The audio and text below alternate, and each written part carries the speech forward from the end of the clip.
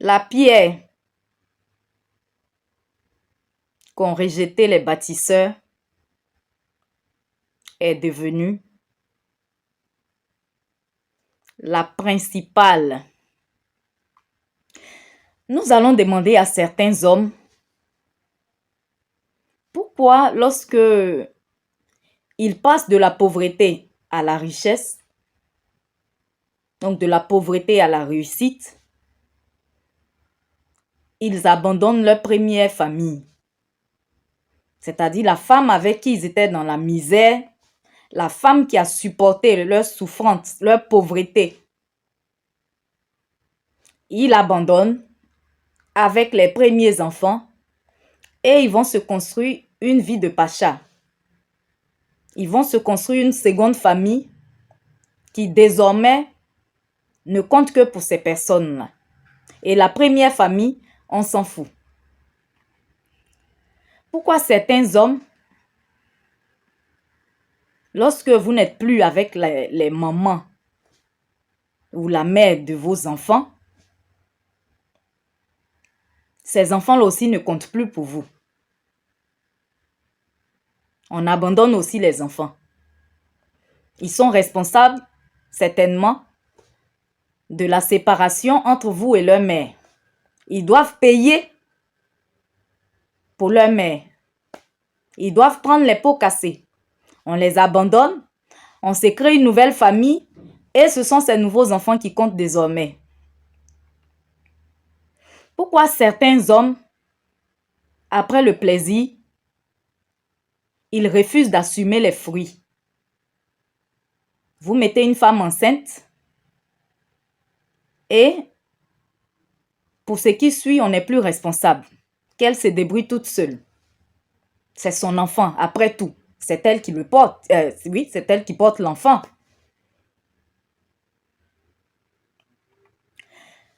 On va écouter deux histoires de deux hommes où on pourrait dire qui vont remplacer les pères irresponsables parce qu'il y en a plusieurs.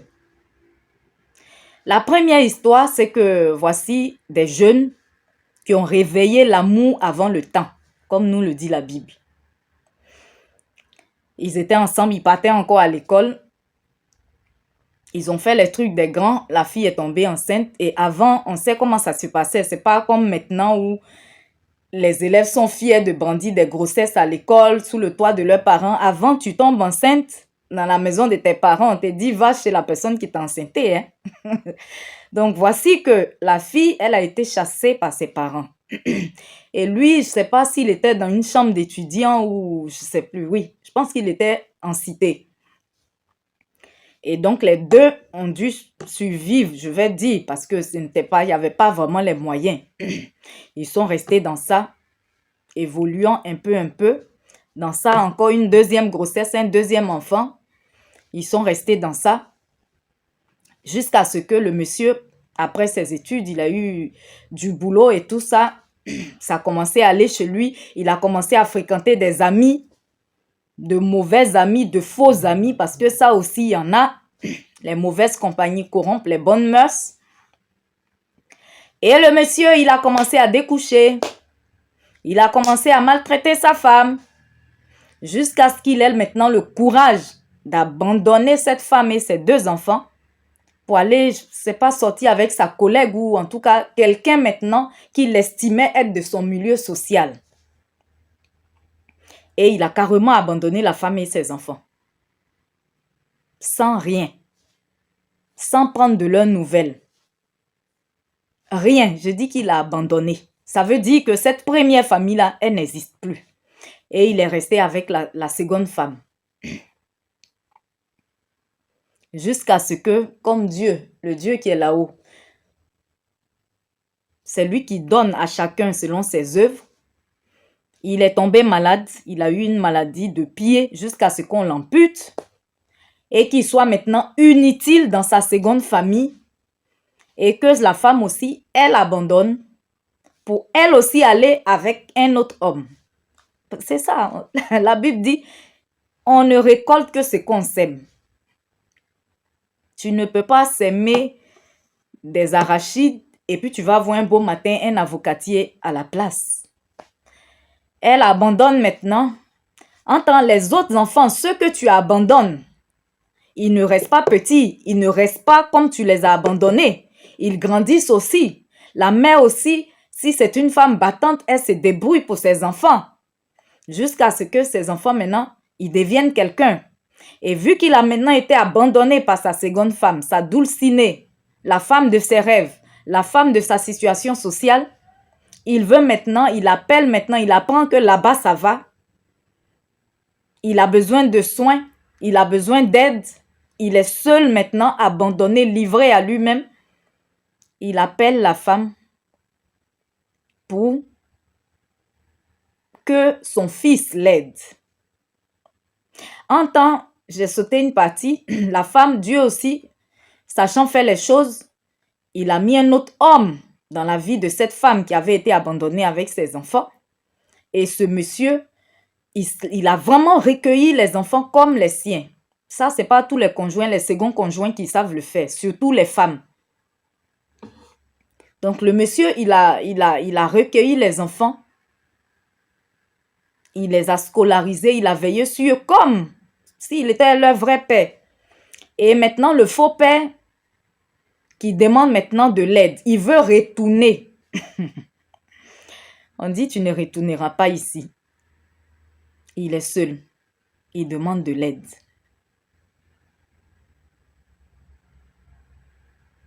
À ceux qu'il avait rejetés hier.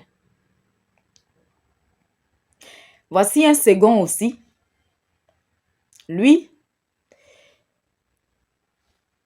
bon, on n'a pas trop vu le début de son histoire. Il n'a pas voulu dire, mais en tout cas, quand tu l'entends parler, quand tu entends l'enfant parler, il a abandonné la maman pour une autre femme.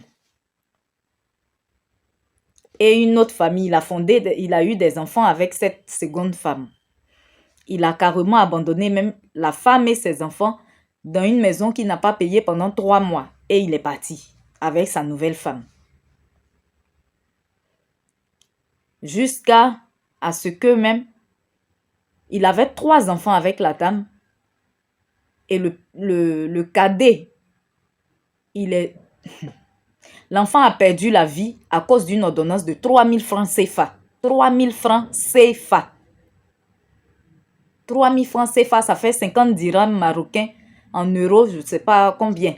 Vous pouvez aller sur Google. À cause de 3000 francs CFA, l'enfant a perdu la vie. Un enfant qui était brillant. Ils ont même appelé le père. Je viens, je viens, je viens. En temps, dans ça, il avait eu une maladie. Donc, il a dû prendre une retraite anticipée où il a touché 50 millions de francs CFA. Il paraît qu'il était devenu le parrain des anniversaires, des cérémonies dans son village. En tout cas, il aidait tout le monde sauf cette famille-là, ses propres enfants et la femme qu'il avait abandonnée. 50 millions. Aujourd'hui, il a besoin d'une opération de 5 millions. 1, 2, 3, 4, 5. Pour quelqu'un qui avait eu 50 millions, il a besoin de 5 millions pour l'opération. Il se tourne vers le fils qu'il avait abandonné, qui n'arrivait pas à aller à l'école,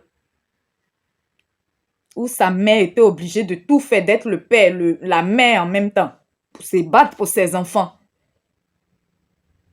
Aujourd'hui, il demande de l'aide à ce garçon-là.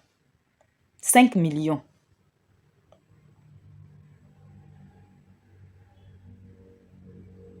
Mon frère, l'avenir n'appartient pas aux hommes. L'avenir appartient à Dieu. Et tout le monde n'a pas la même destinée. Ce que tu es en train de rejeter aujourd'hui, tu ne sais pas si ce sont eux qui seront là pour toi demain. Tu ne sais pas si ce sont eux qui vont te sortir de la situation difficile demain. Parce que pendant que tu les abandonnais, peut-être qu'ils n'étaient rien. Ils étaient encore des enfants. Mais ils grandissent. Ils vont grandir un jour. Ils vont avoir des moyens.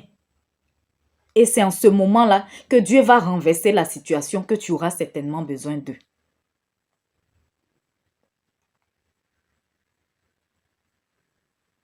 Toi, peut-être, tu as eu en tant qu'humain, tu as eu tes préférences. Tu t'es fondé une seconde famille. Il n'y a que ces enfants-là que tu considères comme tes enfants. Les premiers, on s'en fout. Ils peuvent périr. Mais demain, tu ne sais pas si ce sont ces enfants-là qui vont te soutenir, qui seront là quand tu seras seul.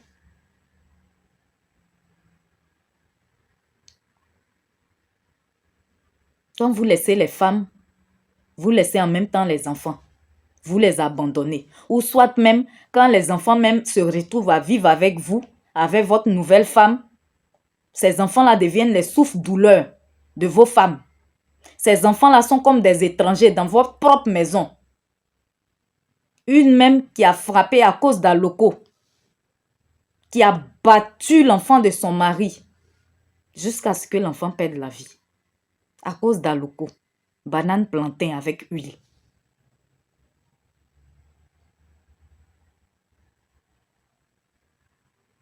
Tes préférences ne sont pas forcément les préférences de Dieu. L'avenir appartient à Dieu. C'est Dieu qui donne les destinées. Certainement que ceux que tu préfères et que tu abandonnes les autres, ils n'ont aucune destinée. Et ceux même que tu as abandonnés là, ce sont eux qui ont de grandes destinées. Et même si les mystiques peuvent retarder, ils peuvent voler des destinées, mais Dieu restaure toujours. Donc mon frère, ressaisis-toi. Si tu as abandonné tes premiers enfants au profit d'une seconde famille, ils sont tous tes enfants. On ne te dit pas de rejeter les uns pour prendre des autres. La même manière, tu les as tous engendrés. Là. Ça doit être de cette même manière que tu dois t'en occuper. Ils n'ont pas, aucun d'eux n'a demandé à venir au monde.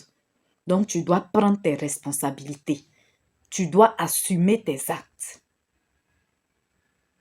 Mon frère, toi aussi, qui es allé avec la fille d'autrui, tu ne l'as même pas mariée, rien. Bon, voilà aussi pourquoi Dieu nous demande de nous abstenir de tout rapport avant le mariage. C'est aussi pour notre bien, pour nous préserver aussi.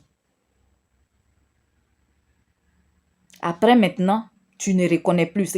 Ça veut dire que ce que tu as fait là, tu dis que tu ne reconnais plus le fruit. Tu as planté quelque chose, tu as mis une graine en terre et quand la graine pousse, tu dis non, c'est pas moi qui l'ai plantée.